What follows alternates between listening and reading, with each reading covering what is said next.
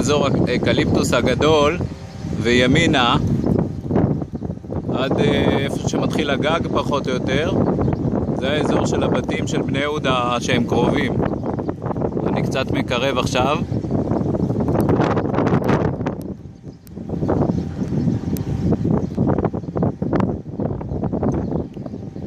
בערך 200 מטר ממני כרגע. עמדת המסע היא בערך 50 מטר מתחתיי, איפה שהטרקטור עמד קודם. זה המרכז מזון עם הקירות של הבורות, בורות תחמית.